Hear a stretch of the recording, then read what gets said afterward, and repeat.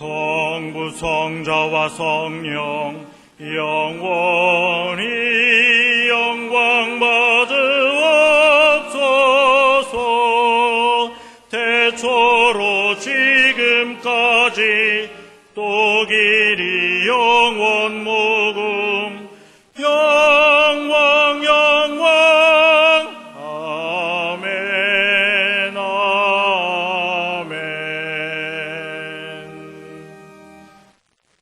너희 모든 성도들아 여호와를 사랑하라. 여호와께서 성실한 자를 보호하시고 교만히 행하는 자에게 엄중히 갚으시느니라. 강하고 담대하라. 여호와를 바라는 너희들아.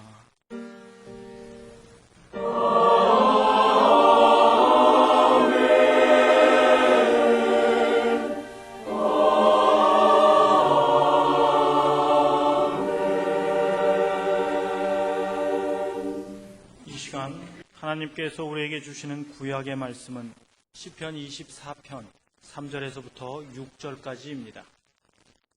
제가 가진 성경으로는 818쪽입니다. 여호와의 산에 오를 자 누구며 그 거룩한 곳에 설 자가 누군고 곧 손이 깨끗하며 마음이 청결하며 뜻을 허탄한 데 두지 아니하며 거짓 맹세치 아니하는 자로다. 저는 여호와께 복을 받고 구원의 하나님께 의를 얻으리니 이는 여호와를 찾는 족속이요 야곱의 하나님의 얼굴을 구하는 자로다. 셀라. 아멘.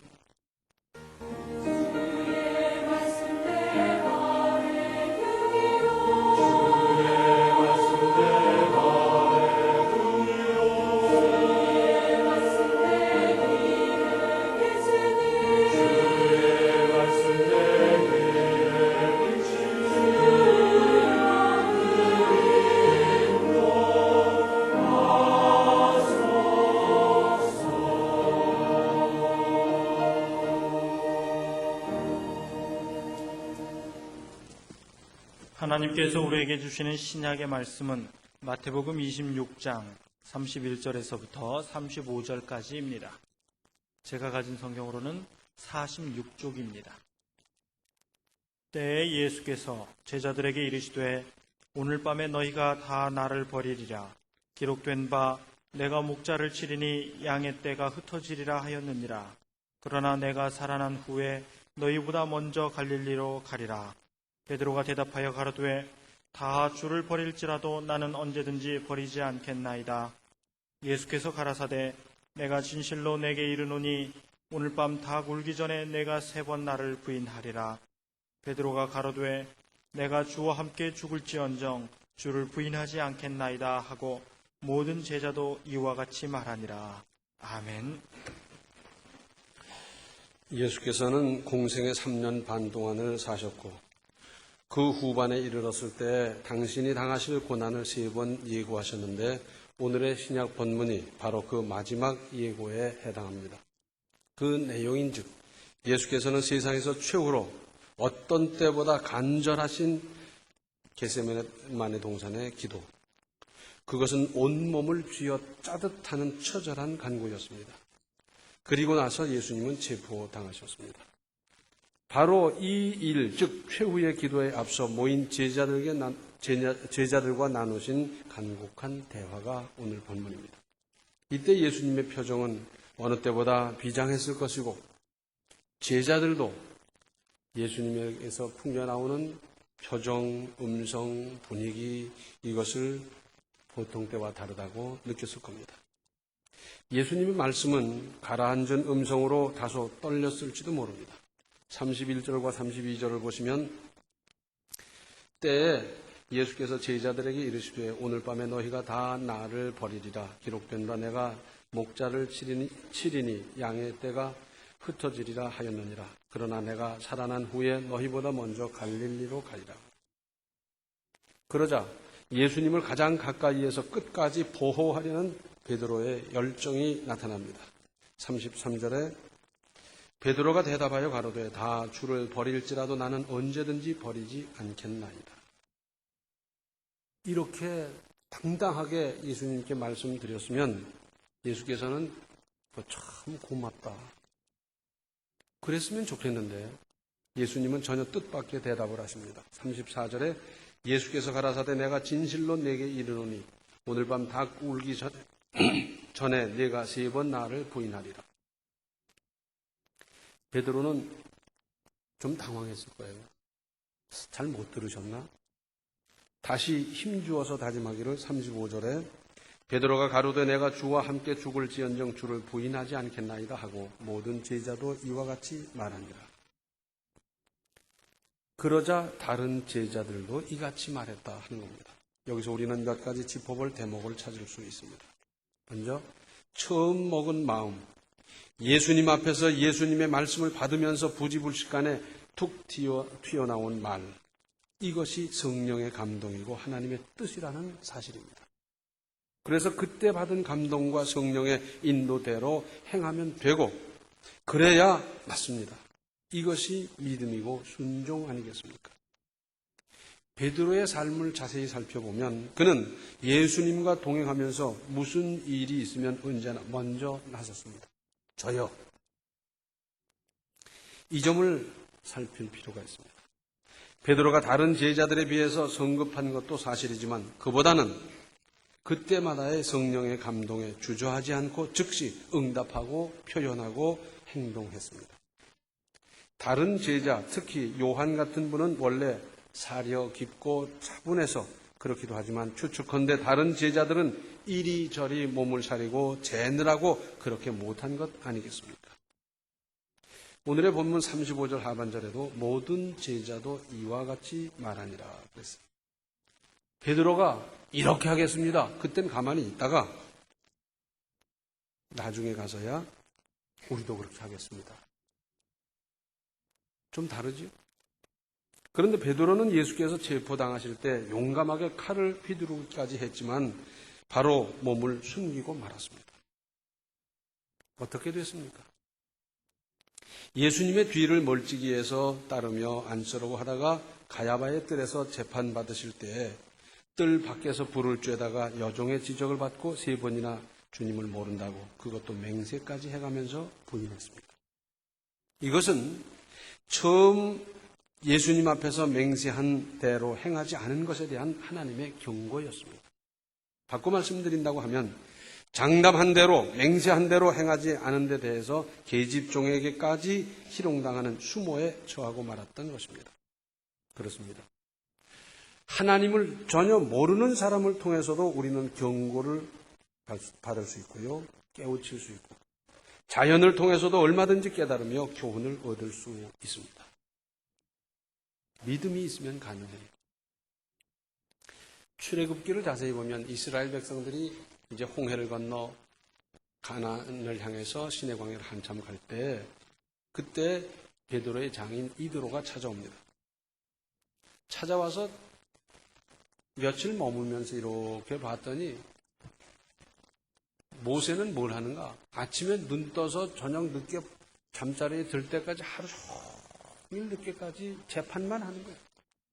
요만한 사건, 이만한 사건, 더 큰 사건, 2사람이 관계된 사건, 20사람이 관계된 사건, 별별 사건을 다 가지고 와서 베드로에게 재판을 받는데 재판받다가 아무 일도 못하는 거예요. 재판하느라고 정신이 하나도 없고 그 이튿날도 계속 그러는데 저 사람 저러다가 큰 일을 하기는커녕 저러다가 과로로 쓰러져 죽겠다 싶은 생각이 들었을 거예요. 그래서 여보게 그러지 말고 이렇게 좀 해보세요. 1000부장, 100부장, 50부장, 10부장 이렇게 사람을 두어서 작은 일은 그들이 담당하고 그보다 조금 더 큰 일은 가령 100부장, 1000부장이 하고 그리고 아주 결정적이고 큰 사건은 자네가 재판하소. 그랬을 거예요. 이드로는 이방 선지자입니다. 하나님을 안 믿는 사람이고 좀 심하게 말하면 하나님 대적하는 사람이라 해도 과언이 아닌데 그런데 그 건의를 받아들여서 그렇게 조직을 했습니다. 그러고 났더니 명령 한번 내리면 전달이 쫙 되고 동원을 한다 움직인다 할 적에 얼마나 능률적인지 몰라요. 이방 선지자지만 그의 건의를 받아들여서 능률적으로 일을 할 수 있었더라 하는 겁니다. 요컨대 하나님의 뜻과 성령의 감동으로 결심한 것을 그대로 행해야 제대로 믿는 신앙 인생이 되는 겁니다. 이것이 중요합니다. 그래서 순종이란 즉시 실행하는 겁니다. 한번 미루기 시작하면 못합니다. 봄 되면 하지, 날 풀리면 하지, 내년부터 하지, 애기 길러놓고 하지, 빚다 갚으면 하지, 그러면 못하는 거예요. 그때 그 결심에 마귀가 틈을 타서 왜곡하고 아까운 마음이 들게 하고 다른 사람과 비교하면서 저 사람은 이렇게 하고 저렇게 하는데 나는 왜 이런가 별별 생각을 다 하게 하고. 창세기를 보면 하나님께서 아브라함에게 말씀하십니다. 너는 본토 친척 아비집을 떠나라. 예, 그렇게 떠났어요. 만약에 아브라함이 하나님 이번 가을 거지만 하고 떠나면 안 되겠습니까? 제가 이웃 사람들과 더불어서 주고받을 것이 있는데 그 청산하느라고 그저 한 보름 시간 주시면 좋겠습니다. 그랬더라면 아브라함이 떠날 수가 있었겠습니까? 그저 이런 상상을 해봅니다. 내일 아침에 떠나자. 말씀 받자마자 그랬어요. 그러고 보니까 밤을 새워가면서 줄 것 주고 받을 것 받고 뭐 그 정리하고 보따리 싸고 하느라고 정신이 하나도 없고 밤을 꼬박 세우고 그리고 그 이튿날 떠났을 거예요. 아브라함이 그렇게 떠남으로 말미암아 그는 믿음의 조상이 되고 그리고 큰 역사를 이루고 그 후로 아브라함의 후손. 이스라엘 유대인들은 늘 그 말을 하잖아요. 우리는 아브라함의 후손이다. 아브라함 족속이다. 그렇게 말하는 그 아브라함이 됐습니다. 하나님께서 여러 가지로 깨우치면서 혹 경고까지 하셔도 안 하면 그 다음에는 그렇게 하도록 또는 그렇게 할 수밖에 없도록 몰아가십니다. 아시겠어요? 하나님 앞에서 약속하고 맹세하고 작정하고 결심하고 했는데 안 하면 하나님은 하도록 몰아가셔요. 이렇게 되면 상당히 힘들어집니다. 베드로는 처음 맹세한 대로 결국은 주를 위해서 살다가 주를 위하여 주를 버리지 않고 끝내 순교하지 않았습니까? 하나님의 강권적인 역사로 하게 하시면 사실은 몹시 힘들 수밖에 없습니다. 그러니까 지혜가 뭡니까? 그렇게 되기 전에 하나님이 강권적으로 강제로 막 밀어붙이기 전에 스스로 맹세를 지키는 겁니다. 이게 지혜로운 사람이에요. 미련한 사람이 따로 있는 게 아니에요. 미루고 버티고 무슨 변명하고 핑계대고 그러다가 하나님께서 강제로라도 막 밀어붙이니까 그때 가서는 아이고 죽겠다 하면서 하는 경우가 얼마나 많습니까?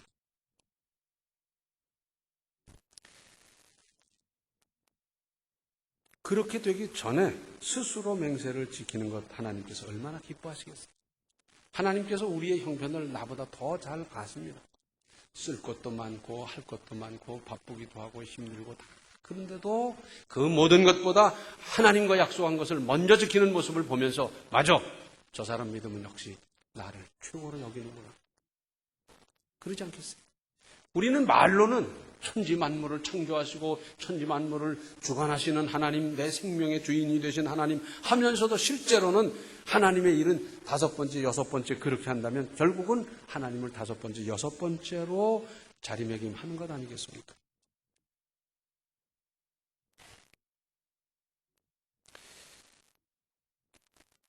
그래서 하나님을 기쁘시게 지혜가 있어서 그렇게 코피나게 어려움 당하기 전에 그 맹세를 약속을 제대로 이행하면 하나님께서 얼마나 기뻐하시겠어요. 하나님을 기쁘시게 하고 하나님께서 기뻐하시면 그 다음에는 생각지도 못했던 큰 은혜가 따르게 돼 있어요. 그런데 하나님께서 강권적으로 안 하시는 경우도 있습니다. 어떤 사람은 맹세에 맹세를 하고 다짐에 다짐을 하고 뭐 큰 소리로 막 그러는데도 하나님께서는 내버려 두는 거예요. 저 사람 왜 저럴까? 나는 하나님께서 강제로 막 몰아가면서도 하게 하시는데 저 사람은 나보다 다짐도 많이 하고 맹세도 많이 했는데 왜 저런 사람은 그냥 둘까? 이유는 간단합니다. 포기하거나 버린 자식이기 때문입니다. 내 자식이 아닌데 누가 따라다니면서 돌보고 채근하고 나무라고 하겠습니까? 안 하지요. 내 자식이니까 밤을 새워가며 채근을 하고 따라다니고 돌보고 온갖 충고를 하고 그러지 않습니까? 내가 만약에 하나님의 버린 자식 대열에 섰버린다면, 포기한 사람 대열에 섰버린다면 얼마나 끔찍한 일입니까? 반면에 억지, 강제로라도 하나님의 일에 쓰임받으면 그 자체로도 영광입니다. 혹 나는 그때 그 믿음에 이르지를 못했고 몰랐고 뭐 하다 보니 그렇게 됐고 그럴 수도 있을 수 있어요. 그러나 하나님의 일에 쓰임받았다는 것 자체가 영광입니다. 예수께서 십자가를 지고 골고다 산상을 오를 적에 밤새도록 고문을 당하시고 매를 맞으시고 그러지 않아도 허약하신 분이 쓰러지고 쓰러지다 보니까 예수님을 인도하던 로마 군병이 이렇게 보다가 이리 와. 건장한 사람 보이니까 불러냈어요. 구레네 시몬이지요. 절기를 지키러 왔던 시몬을 불러서 너 십자가 좀 져. 그래서 그분이 십자가를 지고 산상까지 올라갔어요. 그분은 예수님에 대해서 소문만 들었지 예수님을 믿은 사람도 아니었습니다. 어떤 의미에서 좀 창피하지요. 참혹한 십자가, 죄질이 가장 악질적인 사람이 지는 그 십자가를 대신 지고 갔다는 것이 뭐 그렇게 명예스럽겠습니까? 그런데 여기 신비가 있어요. 제자들이 다 도망가 버렸는데 그때 십자가를 졌던 그 구레네 시몬은 예수님을 믿었습니다. 믿던 사람도 도망가는데 이분은 그로 말미암아 예수님을 믿는 사람이 됐고, 그리고 고향인 구레네 저 북아프리카 알렉산드리아 부근으로 가서 나중에 복음을 끝까지 증거하는 감독이 됐다 그래요. 오늘날로 말하자면 목사겠지. 그리고 그래서 저 알렉산드리아 쪽으로 복음이 일찍부터 퍼지게 되는 중요한 계기가 됐어요. 근데 이 구레네 시몬은 아마 먼저 세상을 떠난 것 같고, 그리고 그 부인은 조금 더 살아있고, 그 자녀들도, 부인은 물론 자녀들도 예수님을 그렇게 잘 믿었던 것 같아요. 그래서 바울은 그 구레네 시몬의 부인, 그분을 향해서 내 어머니다 그랬습니다. 바울이 어머니로 섬길 만큼 그렇게 존경하는 사람이 됐어요. 그래서 다른 사람들도 내 어머니 모시듯이 그를 예우하고 돌보고 보살펴드리라고 간곡하게 부탁까지 했습니다. 십자가를 질 때는 그게 무슨 의미인지 몰랐습니다. 믿지도 않았어요. 그런데 강제로 쓰임받았으나 그 자체로도 그에게 있어서는 그는 물론이고 오고 오는 세대 그 후손들 그리고 그 지역 전체까지 영광스러운 존재가 됐습니다. 그래서 그쪽으로는 지금도요, 이 기독교의 일파인 갑틱 처치라 그래가지고 그 모양이 지금까지 남아있어요. 이거 대단한 일 아닙니까? 또 하나 명심할 것이 있습니다. 의욕만으로 되는 일이 어디 있습니까? 의욕만으로 되는 일이 있어요? 우리나라 사람이 지금 의욕으로 말할 것 같으면 뭐 이번 월드컵에 가서 우승하고도 남을 것 같아요. 그런데 의욕대로 됩니까? 베드로가 그렇게 당당하게 맹세했으면 하나님께 의지하여 겸손히 그 은혜를, 그 능력을 사모하고 구하고 그 은혜와 능력을 받았어야 했습니다. 그래서 그 맹세, 그 장담을 믿음으로 이루도록 했어야 했습니다. 그런데 그렇게 안 했어요. 잠언 16장 1절을 보면 마음의 경영은 사람에게 있어도 말의 응답은 여호와께로서 나느니라. 개정판으로 보면 계획은 사람이 세우지만 결정은 주님께서 하신다. 믿음으로 계획한 일, 참으로 선하고 선한 일이라 하더라도 하나님의 도우심이 필요하고, 아니 가장 절실하고 하나님의 은혜로 될 수 있다는 사실을 알아야 합니다. 하나님께서 원하시는 일을 내가 작정했는데, 맹세했는데, 결심했는데, 그리고 가만 앉아 있어도 되는 겁니까? 가만 앉아 있어서 이루어집니까? 안 그렇습니다. 하나님의 일일수록, 하나님께서 감동하신 일일수록 하나님께 기도하고 구해서 더 조심스럽게, 더 아름답게 최선을 다하면서 이루어 가야 되는 것 아니겠어요? 많은 사람들이 여기 속아요. 내가 하나님의 뜻대로 한 결심인데 되겠지. 내가 무슨 영광을 얻고자 하는 것도 아닌데 이루어 주시겠지. 아닙니다. 그럴수록 기도하는 겁니다. 베드로가 그렇잖아요. 장담했는데 칼까지 빼서 휘둘렀던 사람이지만은 그러나 그렇게 못 이루었지 않습니까? 그래서 옛날 우리 동양 사람들도요, 하늘의 뜻, 이걸 생각을 했어요. 사람이 노력하고 준비하고 모든 걸 다 갖춰서 안 될래야 안 될 수 없는 일인데도 안 되는 일이 있거든. 그런 걸 한두 번 경험한 것이 아니라 여러 번 경험하고는 역시 하늘의 뜻이 있다. 그래서 이것은 하나님을 모르기 때문에 이 사람들은 그냥 하늘, 그랬더랬어요. 그래서 하늘이 허락하지 않으면 안 되는 거다 생각을 했더랬어요. 그 유명한 제갈량은 호풍환호한다 그러잖아요. 바람을 불러들이고 비를 오게도 안 오게도 한다. 자연을 움직였던 참 기적의 사나이였지만은 마지막 전투에서 그가 세상을 떠나면서 남긴 말은 하늘이 나를 돕지 않는다 그랬어요. 그러니까 하나님의 도우심이 있어야 된다는 것은 막연하게 그 사람들도 생각했지만 오늘날 우리 신앙으로 바꿔본다고 하면 하나님의 도우심에 의해서 일이 되고 하나님의 뜻에 의해서 되는 거지 제결심 100번 맹세한다고 되는 게 아니다 그 말입니다. 그래서 하나님께 은혜를 구하고 그럴수록 하나님께 기도하고 겸손히 엎드릴 일입니다. 그리고 오늘의 구약 본문 내용은 이렇습니다. 여호와의 산에 오를 수 있는 사람의 자격을 열거하고 있는데 여호와의 산이 뭡니까? 하나님께 최종적으로 합격받아서 하나님과 함께 살 수 있는 사람들, 뽑히고 뽑힌 최종 합격자를 말하는 것 아니겠어요? 특히 즉 결론적인 자격은 거짓 맹세치 아니하는 사람이다 그랬습니다. 무슨 뜻입니까? 거짓 맹세치 아니하는 사람. 다시 말하자면 맹세한 것은 틀림없이 지키는 사람. 그 말 아니겠어요? 그런데 여기 나누어 생각해 보면 그래요. 아예 지킬 마음도 없으면서 체면질이나 허영적인 과시로 맹세하는 사람이 있어요. 내가 하겠다. 맹세한다. 막 그러면서. 그런데 지킬 마음도 없어요. 거기서 그냥 체면 때우느라고. 그러는 수가 있어요. 그런가 하면 당시에는 확실히 지킬 마음으로 맹세했으나 나중에는 번번이 지키지 않는 사람 있어요. 이것도 습관이 돼버렸어요. 그래서 그 다음에 마음이 없는 건 아닌데 안 지키는 거예요. 그러나 뭐 그게 그거지요. 뭐. 좋은 것도 습관이 되고 나쁜 것도 습관이 되는데 가능하면 좋은 것을 습관화하십시오.